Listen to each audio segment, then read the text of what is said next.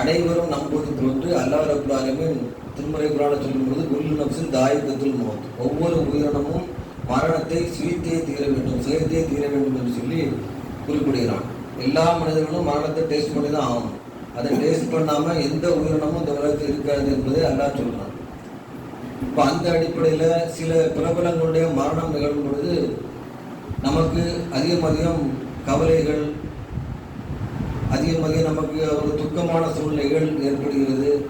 இத்தனை காலமாக அவர் எவ்வளவு பிரச்சாரம் செய்திருக்கிறார், எவ்வளவு பணிகள் செய்திருக்கிறார், எவ்வளவு போராடி இருக்கிறார், அதையெல்லாம் நம்ம நினைவு கூர்ந்து அவரை போலக்கூடியவர்களாக இருக்கிறோம்.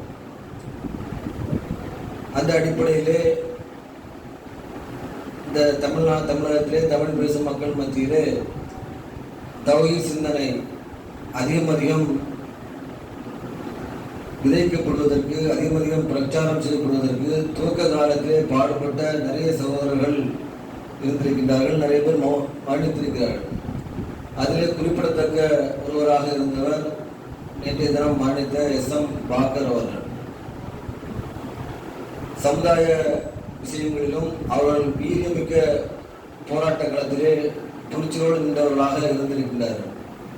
90 காலகட்டத்திலே அடித்தால் ஏழு கேட்க கூட நாதி இல்லாத சமுதாயமாக, மூன்றாம் தர குடிமக்களாக நடத்தப்பட்டு கொண்டிருந்த இஸ்லாமிய சமுதாயம் பள்ளிவாசல்களால் இடிக்கப்பட்டு அதில் எதிர்த்து நியாயம் கேட்டு வீதியில் இறங்கி போராடக்கூட முடியாத சூழ்நிலை இருக்கும் பொழுது தைரியமாக மக்களை திரட்டி போராட்ட களத்திலே இறங்கி தடா சட்டத்திலே சிறைக்கு சென்றவர் எஸ்.எம். பாக்கர் அவர்கள். அந்த போராட்டத்தினுடைய அந்த வீரியத்தினால்தான் அதன் பிறகு வந்த காலகட்டங்களில் பல்வேறு இஸ்லாமிய இயக்கங்கள் தோன்றி துணிச்சலாக போராட்டங்களை சந்திக்கக்கூடிய சூழ்நிலை ஏற்பட்டது. ஆனால் அந்த காலகட்டத்திலே போராட்டம் என்றாலே அப்படி மக்கள், இஸ்லாமிய மக்கள், சிறுபான்மை மக்கள் பயந்து நடக்கக்கூடிய சூழ்நிலை. பிடிச்சி உள்ள போட்டுருவாங்க, தடா சட்டத்தில் பிடிச்சி உள்ள போட்டுருவாங்க, வெளியே வர முடியாத சூழ்நிலை, எந்த அரசியல் கட்சியும் ஆதரிக்காத சூழ்நிலை, யாருமே நமக்கு சட்டசபையிலேயோ பாராளுமன்றத்திலேயோ குரல் கொடுக்க முடியாத சூழ்நிலை.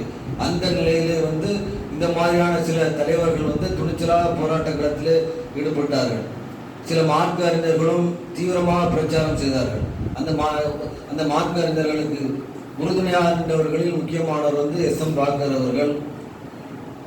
பல்வேறு ஏகத்துவ பிரச்சார கூட்டங்களுக்கு தலைமை தாங்கி அதனை தொலைக்காட்சிகளிலே ஒளிபரப்ப செய்து மக்கள் மத்தியிலே ஏகத்துவத்தை அதிகம் பரவ செய்ததிலும் அவருடைய பங்கு அலாதியானதாக இருந்திருக்கின்றது.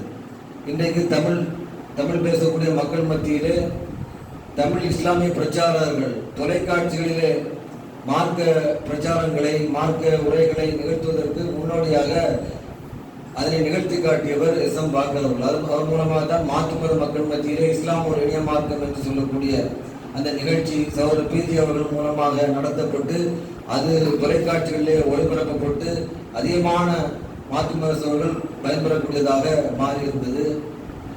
அப்படிப்பட்ட அந்த சகோதரர் நேற்றைய தினம் மரணித்து விட்டார்கள். அவர் இது நாள் வரைக்கும் செய்த அனைத்து நல்ல அமல்களும் இறைவனுடன் பயன்பெறக்கூடிய வகையிலே அமைய வேண்டும் என்றும், அவருடைய மறுமை வாழ்க்கை சிறப்பாக அமைய வேண்டும் என்றும், இறைவன் அவர்களுக்கு நல்ல கூலியை வழங்க வேண்டும் என்றும் அனைவரும் பிரார்த்தனை செய்யுமாறு கேட்டுக்கொண்டு இந்த உரையை நிறைவு செய்கிறேன். வாய்ந்தவன அனைவரும்.